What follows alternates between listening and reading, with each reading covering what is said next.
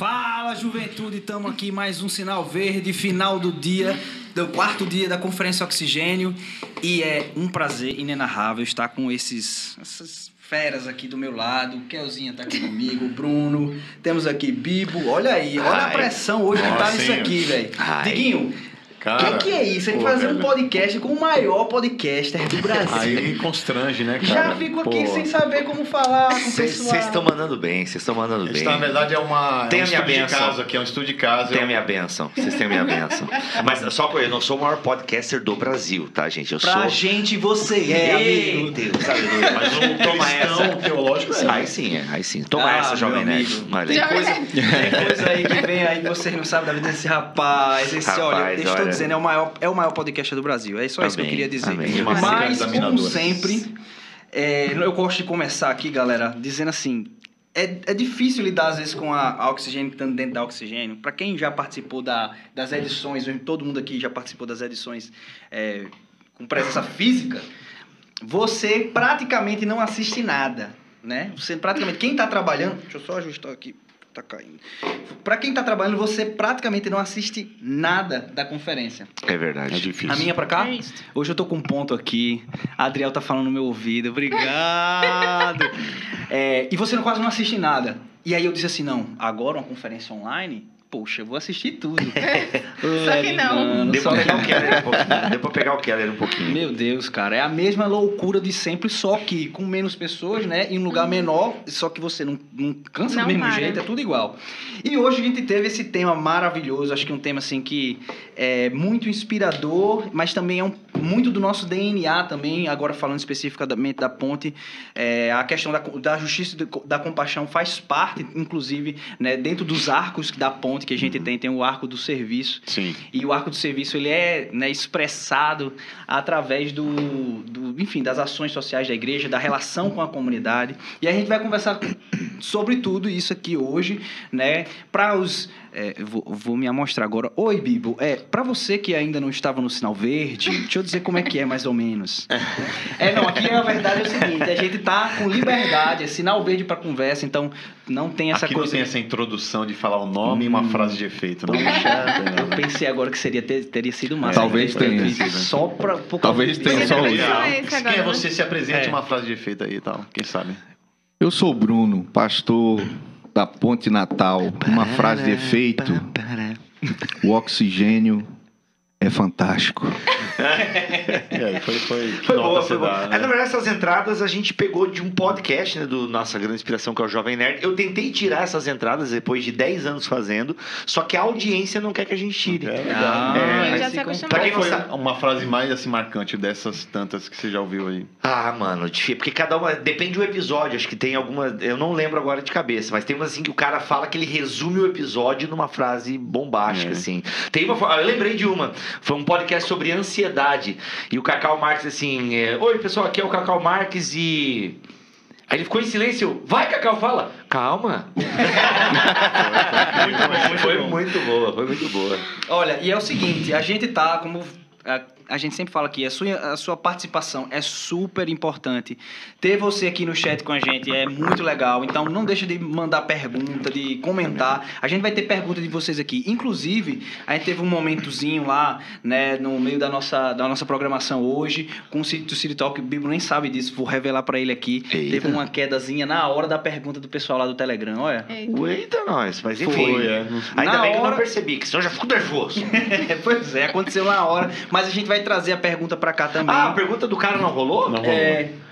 Meu! Mas saiu a resposta, né? Saiu a resposta, mas ninguém viu a pergunta. O pessoal pegou a resposta, né? Pegou a resposta, então foi abençoado de todo jeito. Eita. Mas aí depois a gente vai passar aqui a pergunta pra Olha gente ter participação aqui no nosso Sinal Verde. Eu já falei, Sinal Verde é o seu lugar. Muito obrigado, viu, Vinícius? Obrigado, Vinícius. Olha aí. Obrigado, Uma bênção Vinícius. aqui. Tá, a gente tem uma equipe aqui, galera, Rapaz, que é impressionante, tá certo? Eu tava morrendo de O pessoal sede. da comida aqui, que tá, a gente recebeu muita comida hoje, inclusive, glória a Deus. Vai ter momento jabá já, né? Já. Inclusive, eu acho que eu nunca fui tão alimentada numa conferência oxigênio como Mal essa. alimentado não, né? Não tão alimentada. Ô, gente, eu não falei pra vocês, mas eu mexi na luz hoje aqui e vocês não voltaram pro lugar. Desculpa, é que eu fiz uma gravação muito especial nessa sala hoje aqui. E aí eu tirei a luz que tava refletindo na televisão. Eu não sei como é que tá a iluminação aí, se tá tudo certo. Agora já era, né? Obrigado por essa, Bigo. Obrigado por avisar só agora. Isso Obrigado, É só porque Bigo. você vinha hoje, você quer dizer assim, não, existe um podcast melhor do que o Sinal Verde. Não, uma É o entrevista Bigo que eu Talk. dei aí pra A um gente já programa sabe de Que ele tem que televisão. fingir que não tá bravo, que tá tudo bem. Não, que é isso, cara. Ah, Relaxa, que tá isso, tudo bem. idiota. Quer dizer, irmão, né? É o seguinte, galera, vocês estão aí. Boa noite, já falei. Quando chega no Sinal Verde, minha dica é você pega, bota no celular, vai fazer seus afazeres agora no final da noite, tomar banho, escovar os dentes, botar o pijama e vai ouvindo com a gente, vai rolando, vai deixando. E esse papo aí. Posso fazer uma intervenção? Oi? Posso fazer uma intervenção? Fica à Eu queria fazer vontade. uma intervenção aqui, ó. Marcela Maciel, Bibo, sou muito sua fã, seu podcast abençoa demais a minha vida. Muito obrigado. Manda um alô pra Caruaru. Um alô pra Caruaru, hein? Caruaru, um abraço. Quem sabe um dia, passando a pandemia, eu esteja aí com alegria. Marcela com 2 L's. Marcela com 2 L's. Obrigado, querida. É Marcela, nóis. depois me agradece, tá bom? Viu? Fiz até uma rima aqui na hora. Gente, o tema de hoje é justiça e compaixão. Uau. E a gente já teve muita coisa legal. Acho que a Bibi pode até falar um pouquinho sobre como foi, assim, dentro da dinâmica ali do City Talk, conduzir, né, essa discussão. E a gente aqui, eu acho que o objetivo também é trazer um pouco das experiências pessoais de cada um em relação ao tema, né? Então, eu gosto sempre de começar com uma história minha também para, enfim, deixar a coisa mais íntima. Eu sou de Natal, vim morar em Recife já faz alguns anos. E Natal é uma cidade turística, né? É uma cidade muito bonita, muito pensada para o turismo, com base, né, para isso, economicamente falando. Então, é uma cidade que ela literalmente maqueia a pobreza. Ela maqueia as zonas vulneráveis. Uhum. Você vai andar na cidade por vários lugares e provavelmente você não vai se deparar com a pobreza ou com uma área vulnerável. Você não vai ter essa... você tem que intencionalmente encontrar esses lugares. Olha aí. E aí, quando eu cheguei em Recife já é muito mais horizontalizada nesse sentido. Ela é uma cidade mais misturada, né? Então você tem contrastes sociais convivendo entre si. E aí, quando eu cheguei aqui, logo eu vim morar num flatzinho, passei um tempo morando na casa dos outros, passava uma semana na casa de um, para não abusar, ia pra casa do outro na outra semana. E aí minha esposa disse, não, vou pra Recife, agora Recife, aí vamos morar aí. E aí a gente foi morar num flatzinho, e era um flat muito legal, e era todo mundo que trabalhava lá era muito, muito, muito simpático.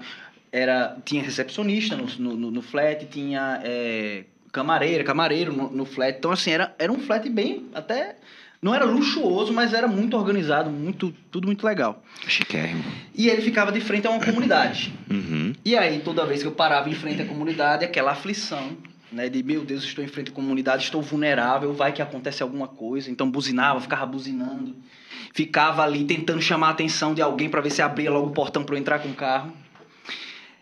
E depois eu descobri, um dia chegando, depois da igreja, inclusive, num domingo eu chegando assim, depois da igreja, eu vi, na frente tinha um barzinho assim, quem tava lá no bar eram 2 pessoas que eu conhecia. Eu fiquei assim, rapaz, era a recepcionista do meu prédio e era um dos camareiros lá na frente. Eu fiquei... Aí depois eu fui conversar com eles, né, no outro dia, eles não estavam trabalhando nesse dia. Eles disseram, não, a gente mora aí. Na verdade, todas as pessoas desse prédio, todos os funcionários desse apartamento são da comunidade. O grupo, né, de condôminos, de síndicos aqui fez teve essa ideia, né, eles assumiram a obra, no final da obra, e aí fizeram um conselho e decidiram que todos os funcionários seriam da comunidade. E aquilo foi muito importante para mim, porque aquelas pessoas que me serviam eram as mesmas pessoas que eu estava tendo medo. E eu não sabia, por causa do meu preconceito. E isso, para mim, foi o começo de uma transformação que Recife e logo depois a relação com a igreja e com a ponte e com as comunidades que estão ao nosso redor vieram trazer novos entendimentos sobre a minha relação com o contraste e com os privilégios que eu assumo, né, estando, né, numa condição melhor do que a dessas pessoas. E aí eu fiquei assim, caramba, como isso é incrível, como eu sou um idiota por ter pensado nisso e tal. Então, eu não sei se você tem essa mesma impressão, você já teve esse momento na sua vida de você se deparar com o seu privilégio e dizer assim, caramba, eu sou um idiota por ter pensado nisso. Já passou por isso? Cara, não exatamente isso, mas esse sentimento que a gente tem, eu imagino que é um pouco também de preservação. Por exemplo, tu fala de Natal, a primeira coisa que me vem à cabeça quando Natal é uma cidade perigosa. Porque eu já vi pessoas que moram em Natal, nossa, só perde para Fortaleza e tal. Então, um pouco o nosso preconceito, ele não é um preconceito só maldoso, um pouco também é de autopreservação, em última análise. Né? Só que é legal a gente ser flagrado com isso pra gente entender que por trás de uma comunidade há uma história e tal. Eu tô falando isso porque tem um livro da Mundo Cristão chamado Invisíveis, em que o autor, esqueci o nome dele agora, mas ele foi morar numa comunidade, ele morou por uma semana na rua, né, com os mendigos e tal. E esse livro, ele me fez também me flagrar nisso, né? Se eu vejo um cara no sinal, a primeira coisa que eu faço é fechar o vidro. Né? E se o cara põe alguma coisa no... Como é que é o negócio daquele do carro que a gente quase não usa? O retrovisor? Sacanagem. Então, o cara põe a balinha no retrovisor ali, aí a gente, tipo, ignora e tal. E depois de ter gravado esse podcast, tipo, poxa, né, será que eu não consigo me envolver com... Eu não vou conseguir resolver o problema da sociedade, de todos os pedintes de sinaleiro, ou semáforo, não sei como é que você chama aqui, mas isso me levou, tipo, poxa, a gente precisa se envolver com histórias, né? E às vezes quando você ouviu a história, isso te sensibilizou. E talvez o chamado da igreja é ouvir as histórias, porque quando a gente ouve as histórias, o preconceito, ele diminui e você entende que talvez você não precisa ter medo, né? Que nem todo mundo que está em situação de rua ou está em situação de comunidade, ou não é nem todo mundo, a maioria, né? Não são pessoas perigosas e que querem te roubar e tal. Então, a gente muitas vezes tem esse preconceito porque ensinam a gente assim, né? Cuidado, olha a rua, a gente julga as pessoas pela aparência e tal. Então, um pouco tem a ver com essa preservação. E se a gente fica só naquilo que muitas vezes outros adultos passam para nós, o nosso coração não fica vermelho, né? Eu tenho um livro que eu leio para minha filha que tem os tipos de coração, né? Tem o coração cinza e o coração cinza ele é indiferente, né? E o coração vermelho é aquele que se importa e tal. Então, todo coração de criança ele é vermelho, toda criança se importa, porque ela não conhece, né? E aí depois, às vezes, nós adultos vamos colocando preconceito muitas vezes no coração das crianças, e aí a ideia é que a gente não coloque, que a gente, ao mesmo tempo que ensine o cuidado e a autopreservação, faça a gente ter essa sabedoria de julgar cada situação, né? Aliás, trabalhar com criança é uma coisa muito, muito, muito legal, né? Muito educativa para essa área. Mas antes de dar continuidade, acabou de chegar aqui. Gente, é o seguinte, hoje... Meu Deus. Hoje Meu Deus. outro nível. Gente, sério. Que maravilha. Não, sério. Olha isso daqui. Eu vou fazer esse merchan aqui. Esse merchan. Vai ser muito especial. Cara. Vou até pegar aqui, ó. Porque hoje, primeiro, quando a gente chegou aqui, logo mais cedo. Cadê aqui? Deixa eu pegar aqui a gente, referência. Meu Deus. Obrigado, viu, Beli? O pessoal da Irene Souza Bolos trouxe. Quando a gente chegou aqui, 6 horas, a equipe chega aqui 5, 6 horas, né, pra fazer a transmissão no 7h30.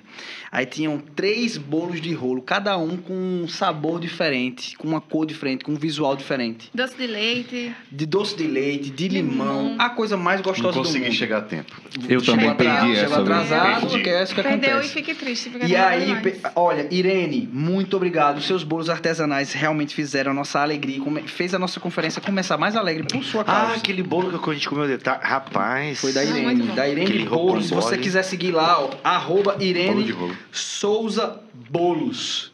Você vai se deliciar com o bolo de chocolate e de limão que a gente...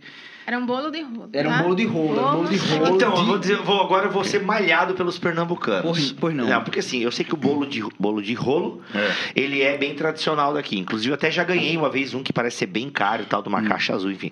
Eu não gostei. Tipo assim, achei muito doce. Não, mas, gente, pera, calma. desculpa. Tem gente que não gosta de chimarrão e é lá do sul, entendeu? Então vamos respeitar os gostos aí. Não então, dá assim, pra comparar o bolo de rolo com chimarrão, não. Tem gente que acha chimarrão bom, tem gente que acha chimarrão ruim. E eu achei, assim, Eu nem tipo, sou achei daqui, mas muito eu tô doce. E olha que eu sou um aqui. cara de doce, assim, a diabetes quase bate na minha porta, de tanto que eu como doce. Achei muito doce. Aí chegou dessa irmã aí, dessa Da irmã. Irene. E aí me falaram que era rocambole, porque eles falaram que era um bolo de rolo, eu não comi. Fingiram que era me enganaram rocambole. e tal. E eu gostei, porque o dela não é tão doce. Olha aí, tá E vendo? tinha uma coberturinha de chocolate. Eu não peguei aquele que era verde, assim, que parecia Que era meio o de limão. parecia uma festa neon, assim. Era o de limão. Ele parecia uma festa, uma rave, assim, um bolo de rave, assim. Bolo de rei. Bolo de rave, é. Legal. Agora eu peguei aquele de chocolate. Cara, não era doce, então parabéns, Irene. Era o doce de leite. que O você seu, comeu. o doce de leite. Ele o seu tinha uma bolo... coberturinha de chocolate, mas era doce de leite. Eita, ó, seu bolo de rolo é muito bom, é melhor do que de marcas famosas aqui do E estado, agora é o hein? seguinte, Ah. não é... Ó, vai fazer um mexão, meu amigo. Olha, só Foca falta... isso aqui. Olha esse nível. Dá pra gente fazer um unbox aqui? Dá, eu tô fazendo... Ó, aqui, eu mostro o Drip Coffee, que eu acho achei a coisa mais tem legal. que filmar alguém aqui pra aí. Vamos focar aqui em Digo, que dá Digo. pra ver. Digo, Se não tem microfone na Pronto. frente, vai lá. olha. Galera, olha só que beleza isso daí. Tem... vai abrindo aí, Digo. Primeiro, mostra o copinho. Tem um Tem copinho. uma frase que certo? sorria, a vida é bela. Sorria, a vida é bela. Mostra aí. Aí tem um copinho. Copinho. Calma que esse copinho daqui a pouco a gente chega nele de novo, tá Ó. certo?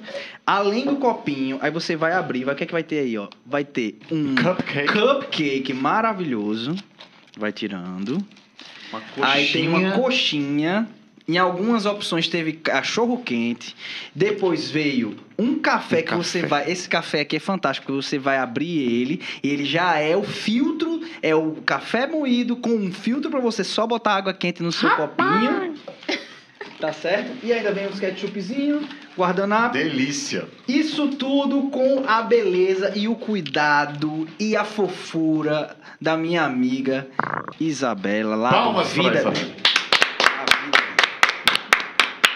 A Vida é Bela, você vai seguir o Instagram dela agora, porque depois desse mexão e dessa apresentação, não Maravilhoso. tem como você não querer saber mais sobre isso. Avidebela.café. A videbela.café, @avidebela.café, o melhor café do Recife. Inclusive, não é só café, tá certo? Lá tem outros, lá tudo é gostoso. Tem cachorro quente, tem até gelados, que na pandemia eu liguei pra Beli, pelo amor de Deus, o que é que tem aí pra você mandar pra cá que eu quero comer, eu tô com saudade, tá tudo fechado. Aí eu disse, Samuca, vou te mandar uma lasanha. E, meu Deus, era uma incrível de uma lasanha.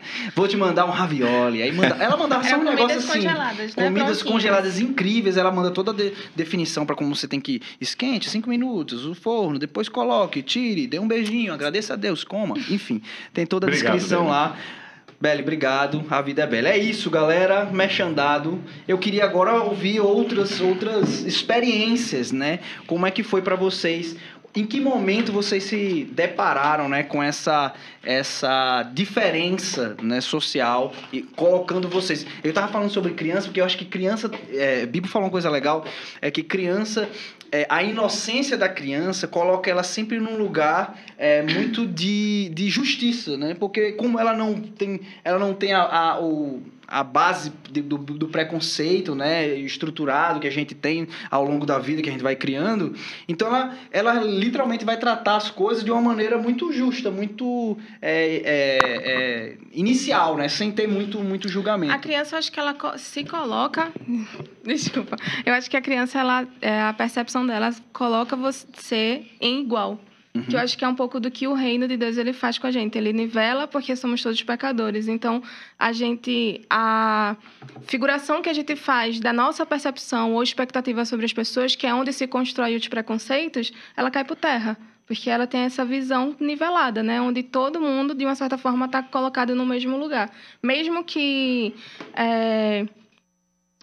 eu acredite que tem algo a mais que eu possa oferecer ou fazer, aquela pessoa tem tanto a me dar quanto eu posso dar, né? Entendi. Então, esse lugar de que a pessoa, ela tem, porque ela foi feita por Deus, então ela tem seus talentos, suas qualidades, essas coisas assim. Eu acho que a criança, ela traz isso. E aí eu consigo encontrar nela, nessa outra realidade, que aí sim tem as disparidades, né? Esse lugar de estar diferente, que aí me ensina sobre os meus privilégios, é o que vai fazer com que eu reflita, e não sobre o que eu posso dar para ela e o que está faltando nela e ela não pode trazer para mim. Não sei se deu para entender. Eu acho que é uma coisa que Regina falou hoje, falando muito sobre essa postura, muitas vezes assistencialista, né? Que eu acho que a igreja... eu acho que o problema não está no assistencialismo em si, não está na doação em si, mas na estruturação dessa relação, né? Que não é saudável para a comunidade, porque acaba que vira esse perfil, né? De, olha, eu sirvo para isso para você. E aí você tira toda a dinâmica, o relacionamento que você pode criar e também de absorção da igreja sobre a realidade daquele lugar. E a gente tem na Ponte muitos exemplos disso, mas também para a própria igreja, que não entende que lá, naquela pobreza, pode existir algum tipo de riqueza que nos complete. Exato. Né? Então, eu acho que essa postura, né, muitas vezes, que eu acho que em grande instância, eu falo na minha condição, né, especificamente, durante muito tempo na minha vida, a minha relação com essa área social tem muito a ver com a história, a minha história com a minha mãe e da minha família, que entendia que o que a gente recebia, o que a gente tinha na vida era sempre algo melhor do que muitas outras pessoas tinham. A do meu pai, que também entendia isso, dizia assim, olha, o que você tem... Eu sempre lembro dessa história. Uma vez eu estava querendo comer a comida lá, o almoço, com Coca-Cola. E meu pai disse, hoje é suco, então não vou comer. Que a lógica é essa da criança. Você não vai ter Coca-Cola, não vou comer o bife de acebolado, entendeu? É a barganha que eu queria fazer. E aí meu pai disse assim, não vai comer não? E aí quando meu pai faz essa pergunta, duas coisas vêm na cabeça. Uma primeira é, vou morrer. E a segunda é, vou comprar essa morte. E eu disse, não vou não. E aí ele disse, então vamos fazer o seguinte, você não vai comer, então deixa o prato onde está agora, entra no carro. E descemos, entramos no carro, sem saber o que é. Ele disse assim, não só vai me matar, como vai me enterrar num corpo, num lugar que ninguém Desovar, vai ter... né? Desovar, Claro. Ninguém vai mais achar. E aí ele entrou numa das comunidades lá, acho que é da Palha... Ai, meu Deus do céu. O sobrenome do teu pai não é Nardoni, não? Não, é Oliveira. Aí a gente entrou na comunidade da Palha, uma comunidade perto de onde ele morava, e a gente foi lá, ele parou, e aquele sentimento de onde é que eu tô, eu não sei lidar com isso, o que é isso aqui... E aí o carro para, ele desce o carro, diz, desce aí, abre o porta-mala, a gente tira uns sacos de roupas e entra na comunidade. E quando eu cheguei lá, era a casa de Dona Sônia, que era a pessoa que lavava as roupas da gente. E quando eu cheguei lá, da casa de Dona Sônia, eu tive o primeiro impacto da minha vida com essa questão da... Tu tinha quantos anos? 8 anos, 9 anos. Que eu quero fazer isso com a minha filha, cara, mas ela tem 6 ainda, eu acho que é meio chocante, assim. Foi muito chocante. E era assim, eu olhar aquela realidade e era a hora do almoço, né? Então, e aí... que é uma coisa muito linda que tem dentro da comunidade, que é uma das coisas que eu acho que a igreja tem muito a aprender, é o senso de comunidade da comunidade. Né? Então, a primeira coisa que ela falou foi, seu Senival, bora almoçar, senta aí.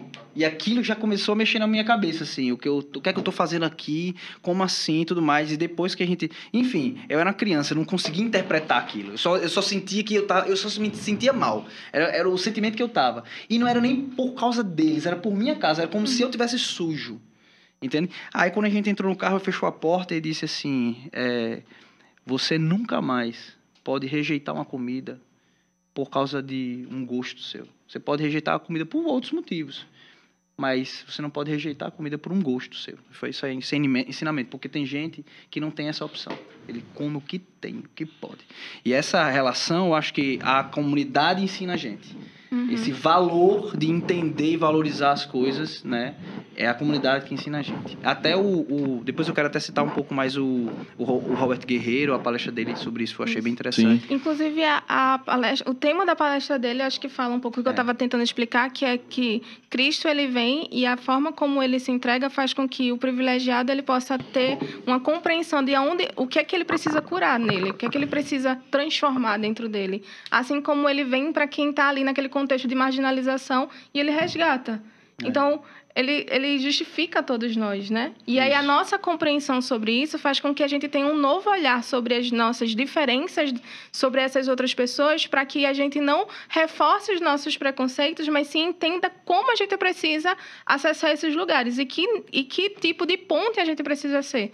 Porque aí não tem a ver só com chegar e fazer as transformações visíveis, né? Que que não é só chegar e ajudar onde está faltando saneamento, onde falta comida, não é só isso, né? Mas a despeito dessas barreiras que são sociais, que são culturais, que são econômicas e tudo mais, como você cria uma relação de confiança para acessar as vulnerabilidades espirituais. Eu queria até que o BJ contasse um pouquinho a história e a experiência dele lá com a Fábrica dos Sonhos, que é um projeto muito legal que acontece lá em Natal, né? E foi algo que você se envolveu e eu acho que, assim, né, mudou a tua vida, assim, mudou a tua relação, né? Não só do ponto de vista social, mas ministerial, enfim, tudo, né? Sim, é importante falar disso e queria até mandar um abraço para todos os meus amigos da Família ICP. Era um projeto social da Família ICP, que é uma igreja que está inserida num bairro de Natal, um bairro que tem, em algumas localidades do bairro, uma situação mais precária, mais difícil. E a igreja ela começou esse projeto chamado Somos a Fábrica de Sonhos. E uma das coisas interessantes de se trabalhar com criança, que a gente falou e mencionou isso aqui, é que além dessa sinceridade, além dessa ingenuidade, uma coisa que eu aprendi muito e mexeu muito comigo quando eu cheguei lá, é que a gente não está trabalhando apenas a vida de um indivíduo na infância, mas eu aprendi muito com eles a questão de se estar investindo na vida de um ser que se tornará uma árvore genealógica. E eu nunca havia pensado dessa forma. Você não está ali cuidando ou ensinando para uma criança ou proporcionando a uma criança a oportunidade dela sonhar, dela se estudar, se profissionalizar e mudar a história da vida dela. E nesse projeto tinham várias crianças que eram filhos dos traficantes lá da região, e eu aprendi muito com elas, eu aprendi muito com esse projeto, nesse sentido de estar investindo na vida de uma criança que se torna uma árvore genealógica. Então ele não é apenas um indivíduo, não é uma criança. Ele vai crescer. E vai ser um pai, daquilo que a igreja está investindo no coração dessa criança, está investindo também numa família que vai gerar filhos, que vai gerar netos, que vão se casar e gerar filhos e gerar netos. E isso mexeu muito comigo. E ver no olhar da criança, nesse olhar inocente, a oportunidade de poder sonhar algumas coisas. E um caso específico que foi assim, o meu primeiro caso assim que eu cheguei nesse projeto, era um garoto que era filho de um dos traficantes da região e ele não tinha muito o convívio do pai e tinha muitos irmãos. Então, dentro da casa dele eram vários irmãos e ele chegou no projeto meio que sem querer e ele foi atraído pelo judô, que era uma das práticas esportivas que o projeto oferecia, e ele começou a treinar judô e ele era um dos mais bagunceiros da turma. Ele era um dos mais novos, mas também um dos mais bagunceiros. E ali ele começou a aprender a questão da disciplina, do respeito e entender a importância daquilo ali para a vida dele. E ele foi crescendo e ele começou a levar a sério a questão do judô. E a igreja percebeu o talento e a vontade dele de se tornar alguém melhor. E numa das entrevistas que a gente fez com ele, uma das perguntas que eu fiz para ele foi: qual o seu maior sonho hoje? E ele disse: eu quero ser um atleta e eu quero representar o Brasil numa Olimpíada. Aí. E através do esporte mudar a vida da minha família e dar aos meus irmãos uma oportunidade melhor de vida. E para encurtar um pouco a história, ele começou a treinar e ele foi ficando um bom judoca em uma academia grande de Natal, viu o potencial desse menino e adotou ele. Então deu kimono, acrescentou as aulas, porque o projeto social acontecia uma vez por semana, então é pouco para quem quer ser um atleta. Então essa academia adotou ele, durante a semana ele passou a treinar diariamente e com pouco mais de um ano ele foi para a primeira competição dele nacional e ele foi campeão. Ô, louco. E foi muito gratificante, porque ele mandou um vídeo para nós, a gente não sabia, e durante um culto, acho que a competição foi num domingo de manhã, e no culto à noite a gente recebeu esse vídeo dele, e ele muito emocionado com o troféu e com a medalha, agradecendo a Deus, claro, e as pessoas que entenderam a importância de se investir na vida de uma criança, dizendo assim, o meu sonho está apenas começando. E eu acredito sim que ele se tornará um grande atleta. E essa questão da igreja de cuidar, de levar esperança, de fazer com que essas pessoas não fujam da sua realidade, mas que elas consigam enxergar não apenas o cuidado de Deus pela vida delas através da igreja, mas que elas também possam compreender que sim, existe um caminho melhor, existe uma oportunidade. E muitas vezes eles não acreditam neles mesmos. E quando a igreja chega numa comunidade com esse entendimento pleno de evangelho, eu acho que é esse impacto de fazer com que eles consigam enxergar um potencial que eles não enxergavam neles mesmos antes. E isso é muito bonito. Eu acho que assim, a gente... É meio que inegável que o papel da igreja, né, pelo menos a igreja, principalmente até aqui na América Latina, acho que essa é uma coisa que tem se repercutido muito, vendo agora, conversando com pastores que moram lá fora e tudo mais.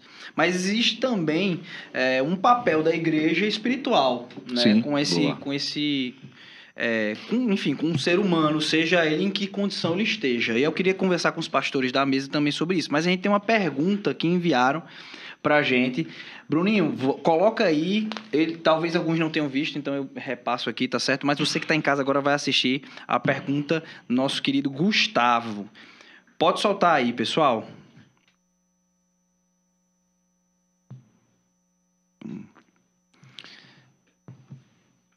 Não tá saindo áudio? Tá bom, então daqui a pouco a gente vai falar. Então eu queria entender assim, de vocês dois... Pode até, falar um pouquinho também sobre a nossa experiência lá na comunidade, porque a gente aprendeu muita coisa, viu, Bibo? Lá. A gente uma vez inventou de fazer uma praça lá na comunidade, disse assim, vamos fazer uma praça na comunidade. Porque a comunidade tem que ter sua praça, cara. Uma área para brincar, uma área com banco, com a criança para criança correr, quase um negócio ali daquele beach tênis ali que a gente fez, numa saca de areia que levamos, botando um playground lá e tudo mais. Só esquecemos de perguntar a comunidade que eles queriam. Vocês querem. Cara, isso é legal. Termina a história que depois... Não, isso e tem aí um a lance realidade é interessante. essa. Ninguém perguntou à comunidade se eles queriam. Porque e aí o resultado é, você vai, você entrega, você faz, mas você tá fazendo por você. Isso, você não tá fazendo por eles. Que é o erro isso de já muita fala gente, um pouco do nosso coração. É o erro de muita gente. Tem um outro livro que eu li também, um da Vida Nova, que eu não lembro o nome agora, Servir ao Próximo e Ajudar Pessoas, alguma coisa assim. E o autor levanta justamente isso. Muitas vezes nós queremos ajudar as pessoas, mas nos nossos termos. Sim. A gente até... Não, só que no fundo, nós estamos fazendo aquilo como um alívio de consciência e para nos sentirmos bem. Isso. E não entendemos a real necessidade. E isso é muito importante.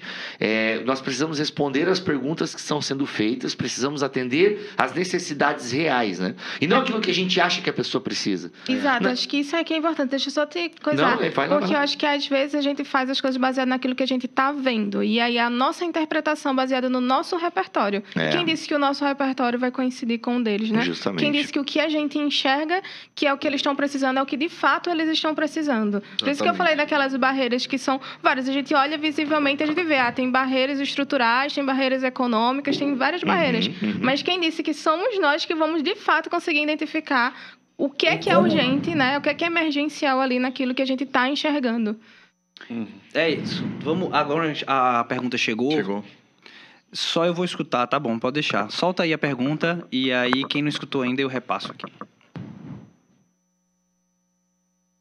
Olá pessoal, meu nome é Gustavo, eu congrego na Ponte Recife Antigo e trabalho na ONG denominalmente cristã Visão Mundial. E minha pergunta é a seguinte, como que a gente pode encaixar, ou como nós deveríamos encaixar a programação ou o trabalho espiritual junto com a nossa missão de justiça, a nossa missão de solidariedade nas comunidades carentes. né, para que as pessoas não simplesmente vejam o amor de Deus através da provisão que vem dele, mas também através do relacionamento e da comunhão em comunidade. Olá pessoal, meu nome é Gustavo. O Gustavo falou o seguinte: como é que a gente vai inserir a programação da igreja? Ou seja, igreja como igreja, acho que o que o que eu interpretei é igreja mais espiritualmente falando do que, se bem que a gente pode falar que espiritualmente é tudo, mas enfim, a estrutura de culto, a estrutura de leitura, escola bíblica e tudo mais, como é que a gente insere essa programação para a realidade, né, da comunidade, né, para que eles não entendam só essa relação, como a gente estava falando aqui, que seja uma relação só de assistencialismo mesmo, assim, eu preciso disso, eu vou lá e peço à igreja, a igreja me dá, mas assim, entender que essa comunidade também faz um crescimento em outras instâncias, né, que não é só aquela material. Assim, falando um pouquinho das minhas impressões, assim, das minhas poucas experiências que de fato inflamam dentro de mim, né, sobre esse tema, né. Eu acho que a gente vive não só como igreja, mas como também brasileiros, né, e brasileiras, esse desafio da gente ser... É um desafio diário de a gente entender quem nós somos, assim, sabe? Eu acho que é o que Sérgio Buarque disse, né? A gente é meio que um desterrado da nossa terra, né? A gente vive esse mix plural de tantas referências de fora que a gente não sabe o que está aqui dentro, né? E desde, né, o princípio, né, o nascimento do país, a conquista, as vindas de fora para cá, e tudo isso gerou uma certa confusão na nossa identidade, assim, sabe? E isso reflete, acho que reverbera muito nas igrejas, assim, né? Ainda mais a nossa necessidade, eu falo isso por mim, porque eu estou vestindo uma camisa cheia de Elvis aqui, né? Mas uma necessidade da gente estar sempre consumindo de fora, né? A influência da Europa, né? E do norte-americano, e tudo isso gera uma neblina do que é óbvio na nossa frente, né? Então, o que gerou uma certa...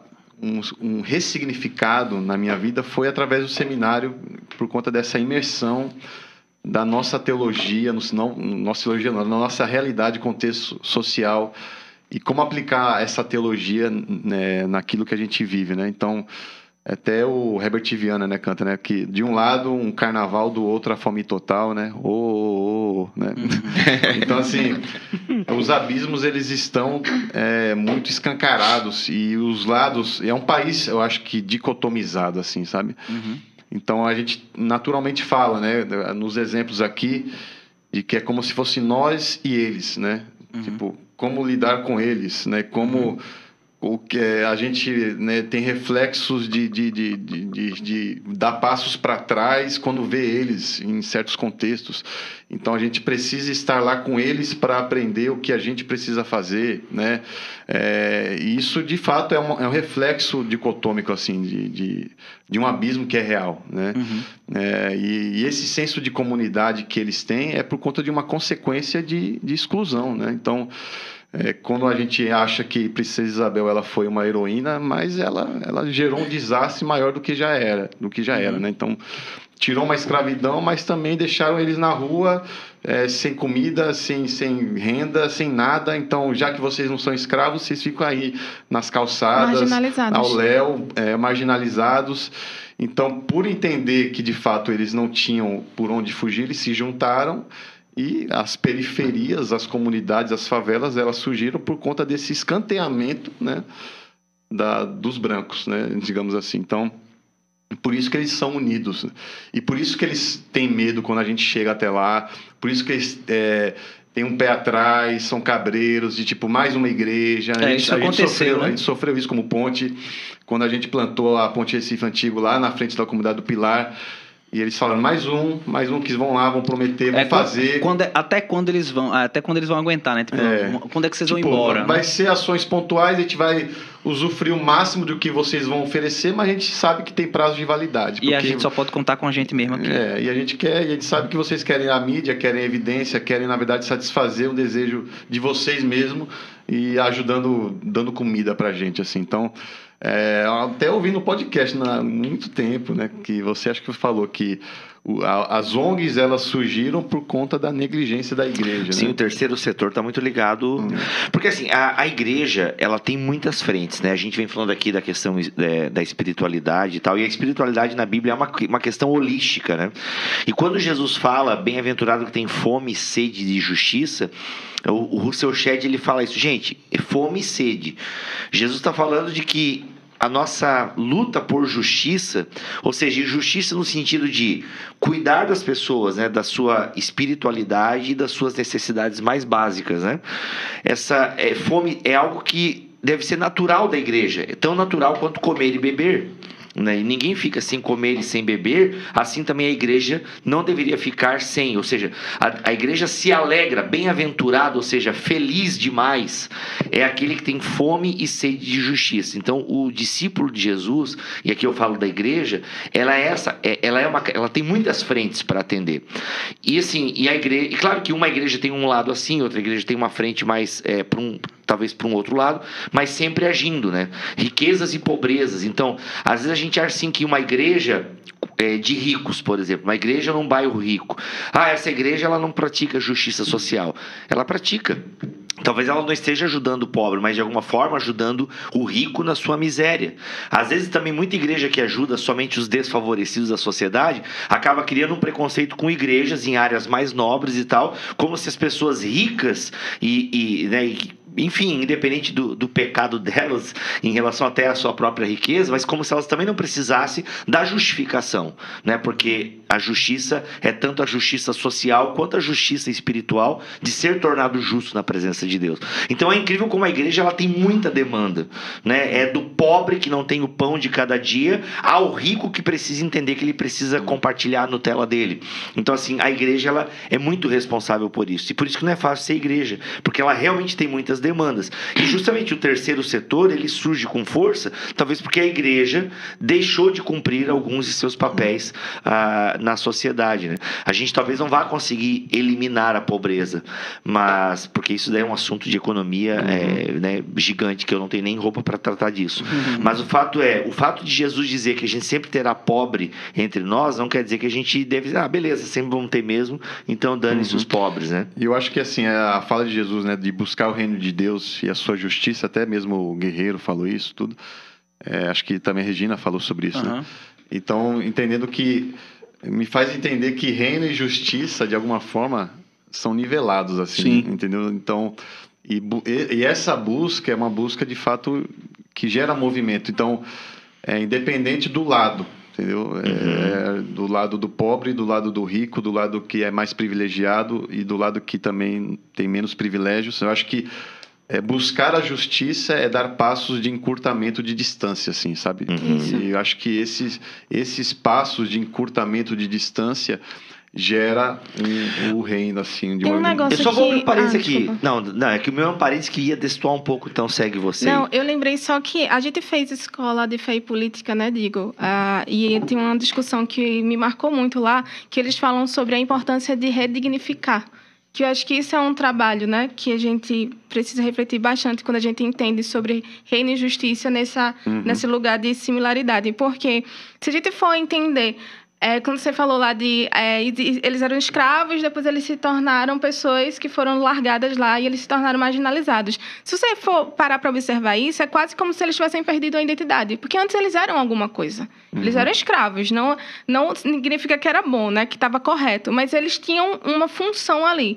A partir do momento que eles se tornam à margem, o que é ficar à margem? Você não é nada. Fica pior do que ser escravo.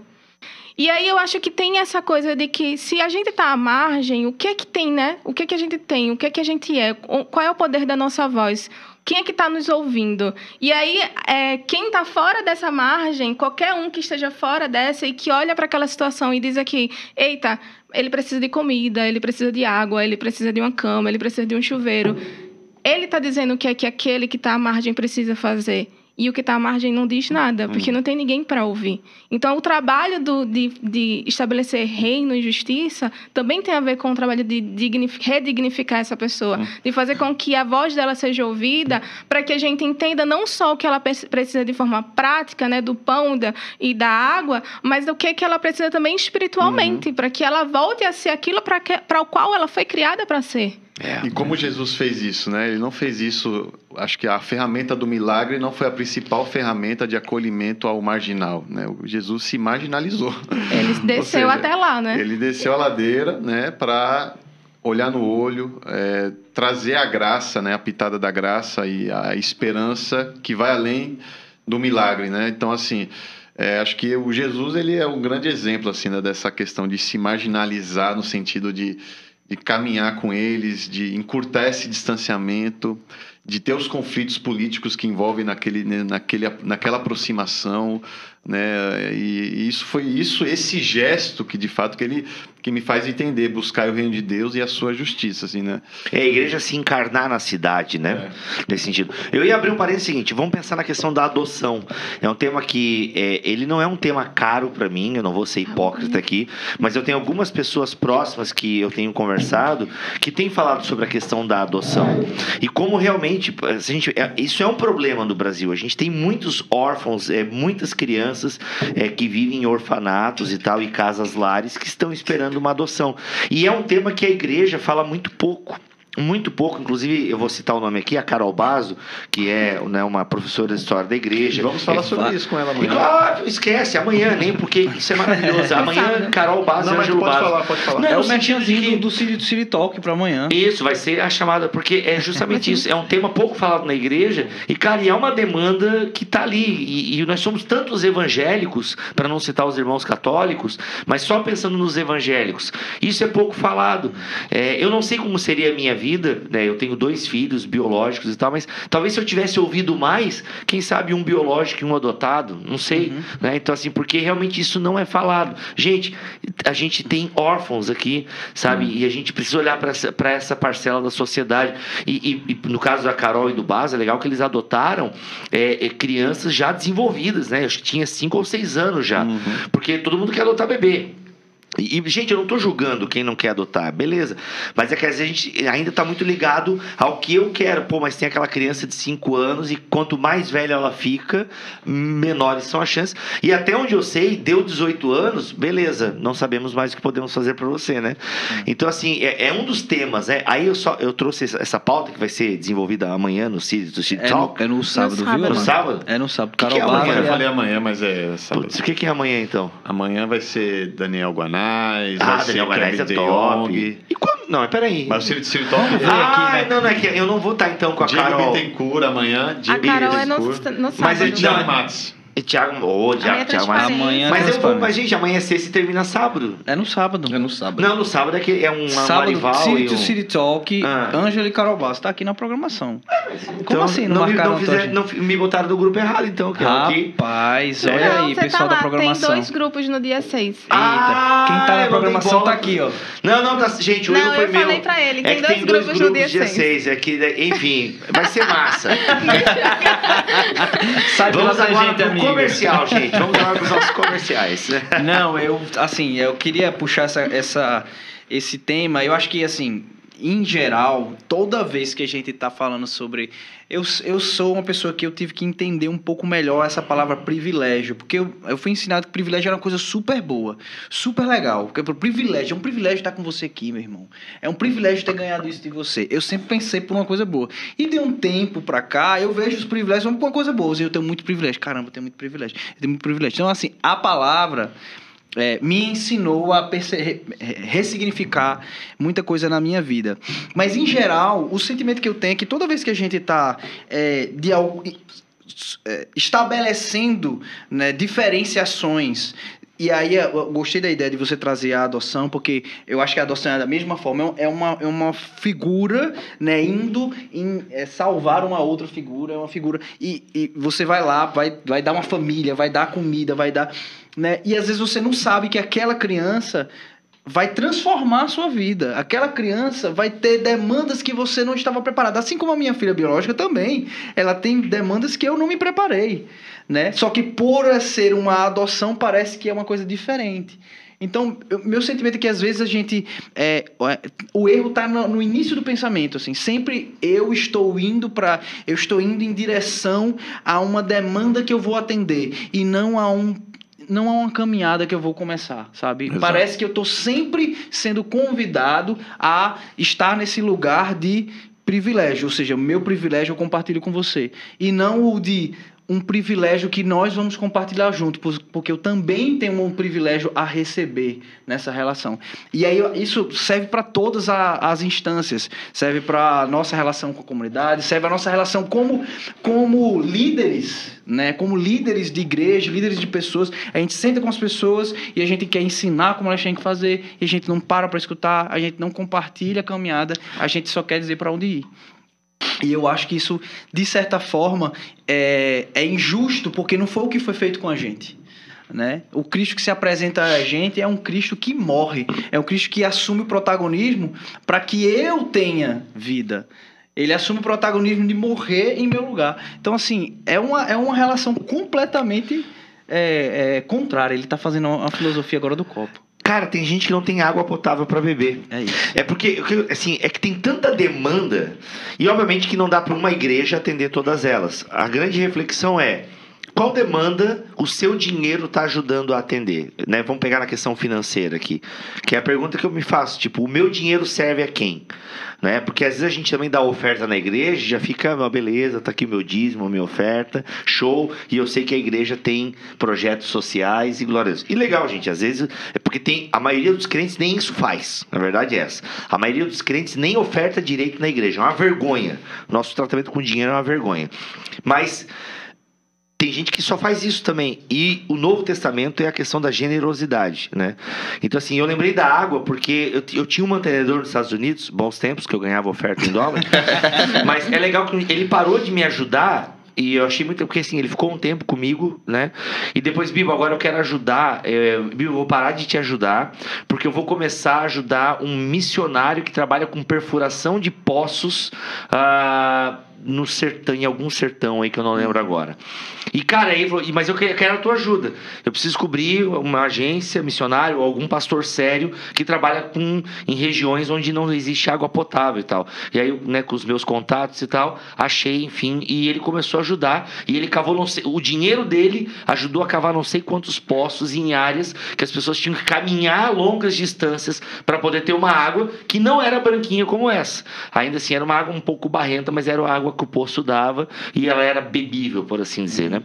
Então, isso é justiça, né? E aí, trazendo a questão, né? O nosso dinheiro serve o quê? Serve a quem, além de nós? Então, é uma reflexão que eu fiquei pensando quando eu comecei a beber essa água, porque é uma demanda, e graças a Deus, tem muitas igrejas envolvidas aí em perfuração de poços e tal. Se eu não me engano, até o Juliano Som, que canta aquela música lá. Piauí lá. Ele tem, eu acho legal essa parada, isso é bonito. Livres, né? É. Não só o nosso dinheiro, o nosso tempo, os nossos recursos, isso, né? Tudo que a Deus nossa nos vida. dá, a nossa vida, a quem ela tem servido, né? Tem servido a nós mesmos, mesmo que pareça que estamos servindo a outros. Esse livro, que eu esqueci o nome do autor, desculpa, autor, mas ele é americano, ele nunca vai ver esse podcast, mas é Invisíveis, é um lançamento da Mundo Cristão.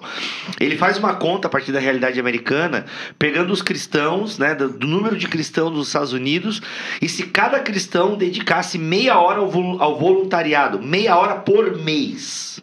Tipo assim, ele faz uma conta, tipo, gente, é possível, né? Se meia hora por mês cada cristão americano tirasse o tempo para um voluntariado, cara, quantas demandas seriam atendidas. Sabe? Então, esse livro, assim, ele me deu um chacoalhão, assim, tipo, ei, mano, tu faz alguma coisa? Beleza, mas tu pode fazer mais.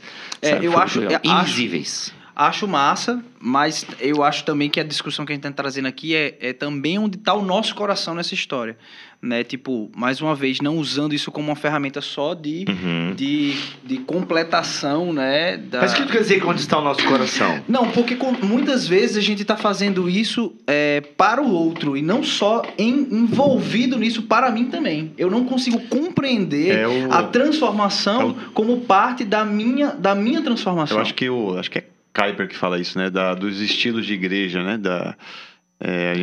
Isso ficou na minha cabeça quando eu escutei esse conceito, né? De ter igreja na cidade, para a cidade e com a cidade, né?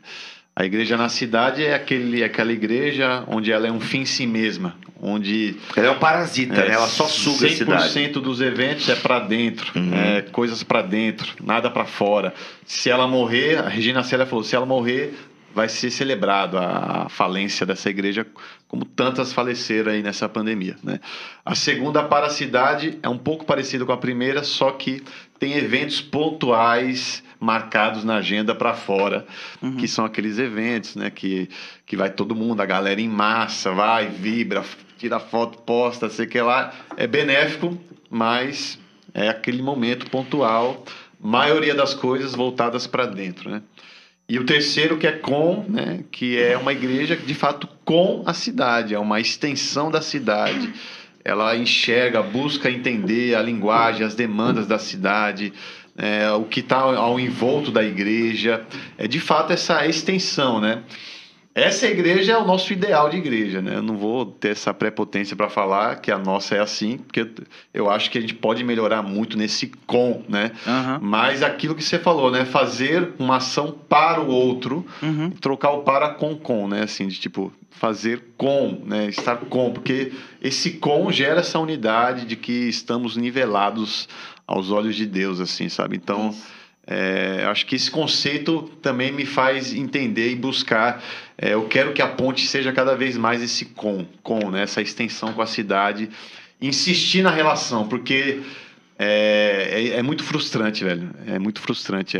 Você se depara com uma coisa, você cria expectativas, às vezes você dá uma sopa à pessoa que vai receber, reclama, e a gente acha que ela não tem direito de reclamar, mas ela tem direito de não querer a sopa, porque ela come sopa quase todo dia, sempre mandam sopa para ela, entendeu? Então, assim, quando você entra nesse com, você consegue entender as insatisfações dessa pessoa, entendeu? Por isso que é bom persistir, né? Eu acho que o que surgiu nessa pandemia foi o Compaixão na Rua, né? Que foi essa... Até hoje tá tendo lá o pessoal lá do Compaixão, um beijo aí, Izinha, o pessoal.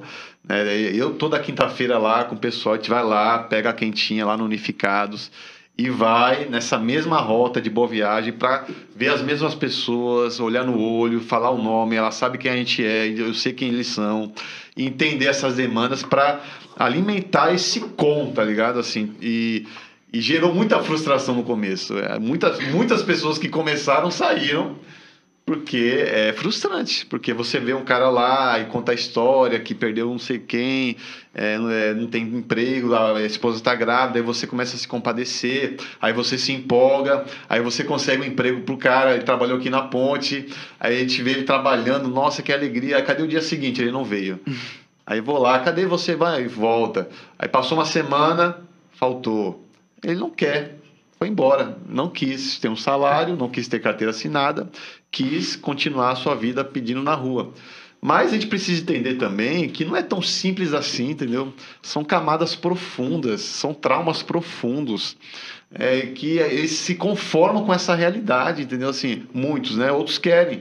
Mas a gente precisa persistir para enxergar esse com, né? É porque a nossa função acaba não sendo necessariamente definir qual é o seu limite, né? Limite. Não, você tentei uma vez, tentei... Acho que o evangelho é essa fluidez, né? E Samuca, eu acho que Digo, ele trouxe um conceito que eu acho que tem tudo a ver com isso que a gente está falando hoje e acaba sendo uma resposta também. Até o que foi perguntado aí, essa aproximação passo a passo, ela é muito importante para compreender. E esse conceito do igreja com é importante porque no passo a passo, no dia a dia, a gente acaba se comunicando melhor. E aí a gente volta para aquela questão da praça, nós revitalizamos a praça, mas quem disse que eles estavam interessados na revitalização da praça? Então acho que esse caminhar passo a passo faz com que a gente entenda a real necessidade daquilo ali. E uma outra coisa que às vezes impede a nossa persistência. Infelizmente, a gente às vezes tem o pensamento de que nós temos que ganhar tempo rápido para convertê-los a nossa igreja ou a nossa crença ou aquilo que a gente pratica. E muitas vezes, e eu continuo acreditando nisso, e todo mundo aqui citou a questão de Jesus Cristo ser o cara que se marginaliza para estar com.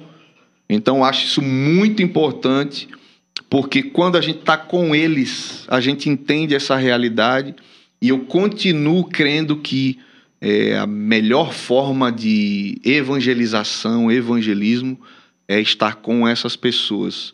E através do ajudar, sem o interesse, sem a segunda intenção de, olha, eu quero essas pessoas dentro da minha igreja, é muito importante, porque eles também têm isso dentro da cabeça deles.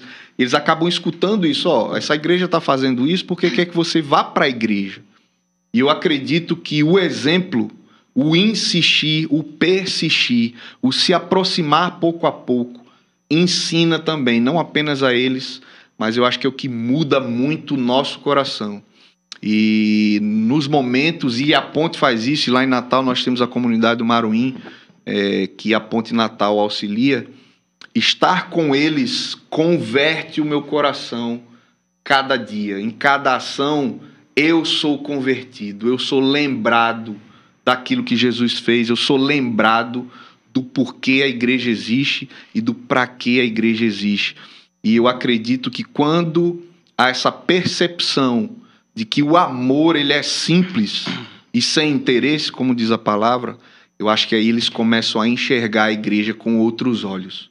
E aí, naturalmente, foi a pergunta do nosso amigo, a gente começa a trabalhar, assim, a espiritualidade dessas pessoas e não dar só o pão que vai alimentá-los fisicamente, mas eles começam a enxergar que verdadeiramente essa igreja é diferente, porque ela insiste, ela persiste e ela caminha com eles.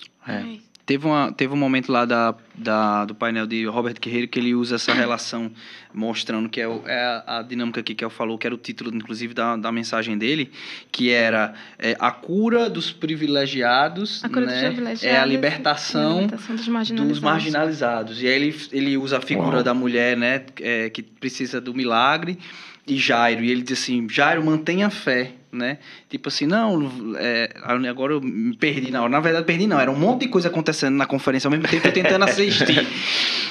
Mas enfim, quando ele fala para Jairo, mantenha a fé, é tipo assim, esse milagre precisa ser feito por você, você tem responsabilidade com isso. Né? Então, assim, por isso que era a cura dele, porque ele precisava manter a fé de que aquilo poderia transformar aquela vida, salvar a vida daquela mulher.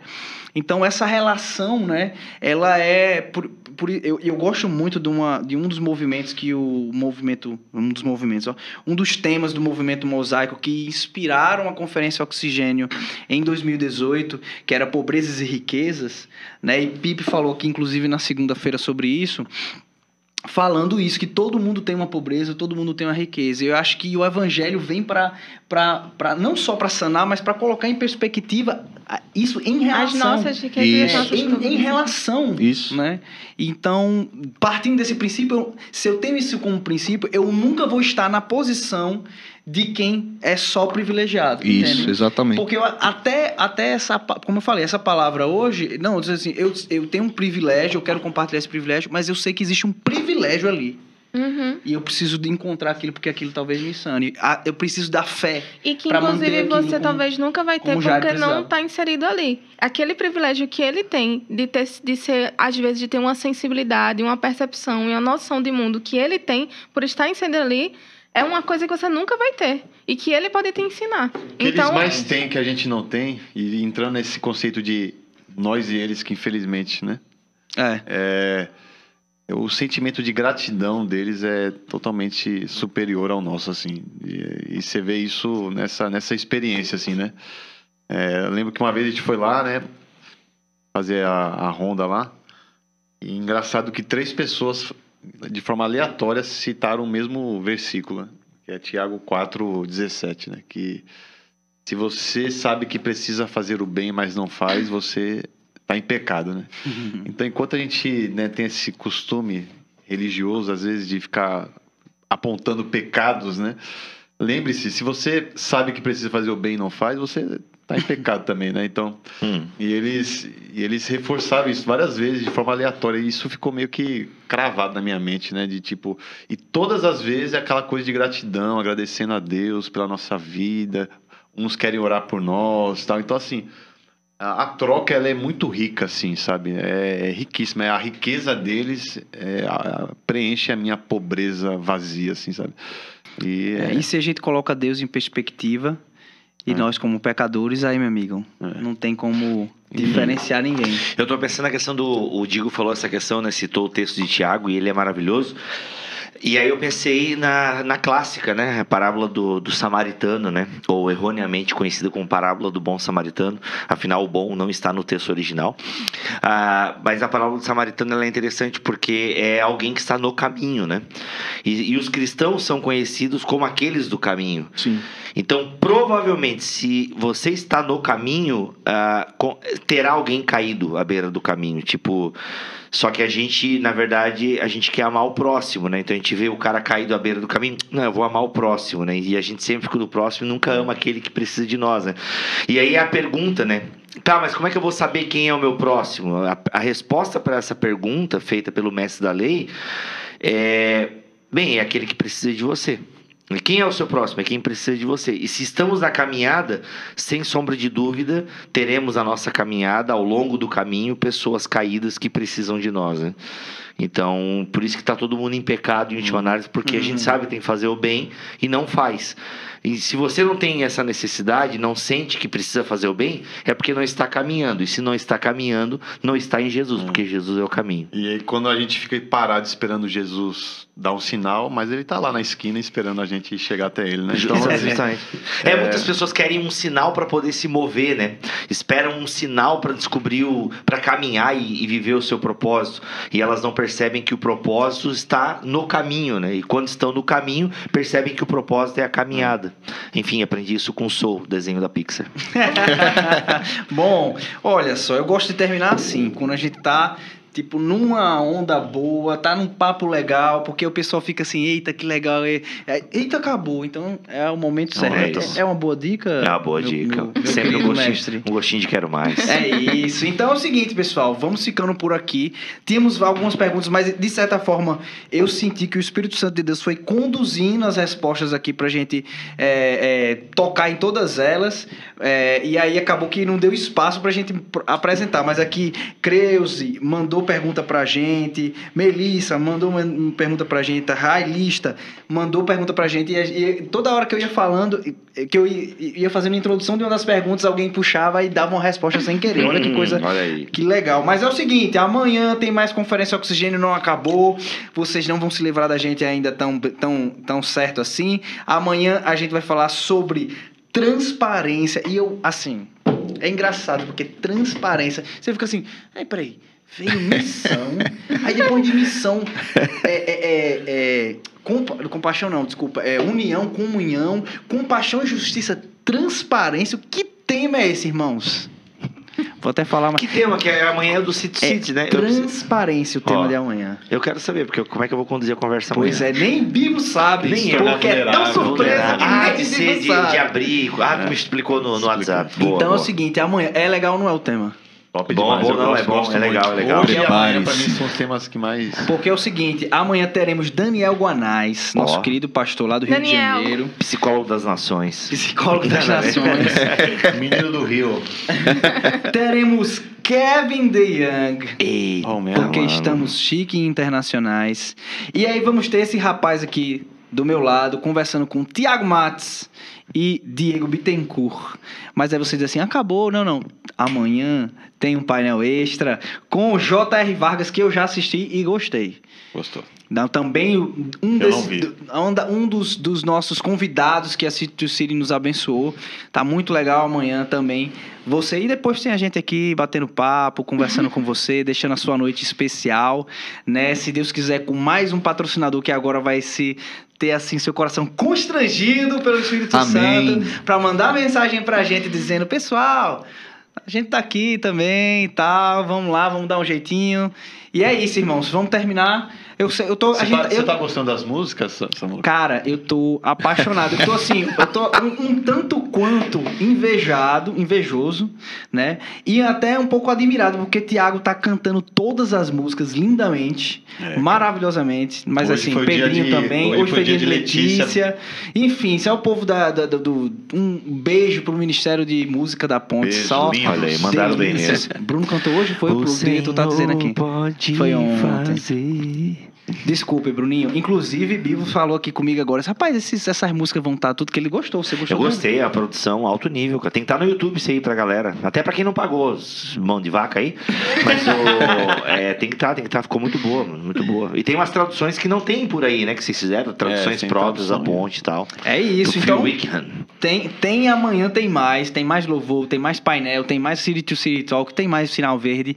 Então fica aí, eu sempre tô terminando com uma oração pra você, que é assim, né? Muito conteúdo. Então, Deus, esse Deus maravilhoso que a gente tem, ele vai abençoar o seu sono, esse insônia tu vai ser ainda mais abençoado por essa conferência. Então, pastores, um dos pastores aqui faz uma oração. O Digo, né? Pra gente terminar aqui o dia e Já que esse é o tema do Digo. Oremos. Senhor meu Deus, mais uma vez, Pai, estamos aqui para agradecer por esse momento, por esse cuidado, por essa mesa, por cada vida, Pai, que está se dedicando, que está ouvindo, que está desfrutando, que está se inquietando, Pai, entendendo que a sua palavra, além de trazer conforto, ela traz uma inquietação que gera movimento, Pai. Então, que a gente possa sair daqui com esse anseio de se movimentar, Pai. Em nome de Jesus, nos dê essa sensibilidade, nos tira dessa zona de conforto. Amém. Que a gente possa te representar da melhor forma possível para sua honra e glória, em nome de Jesus. Amém. Amém. Rapidinho, tem alguém assistindo ainda? Se Tem. tem alguém assistindo, galera, é o seguinte, eu tenho 2 podcasts lá em bibotalk.com que são recentes, então é fácil de você achar, só entrar em bibotalk.com. Um se chama Economia do Reino, aliás, fica a dica de leitura para vocês, de Matheus Ortega, excelente o livro e a pesquisa dele, e Invisíveis, que é esse livro que a gente falou aí, do cara que viveu uma semana na comunidade e tal. Invisíveis, BTcast MC02 e Economia do Reino. Entra ali em bibotalk.com, ouve se você gosta dessa temática. Conversei com o Igor Miguel, que tem trabalho no terceiro setor aí também. Ficou bem legal. Beijos. Show de bola. É isso, durma com essa dica. Valeu, galera. Até amanhã. Até Tchau, amanhã. tchau. Mua.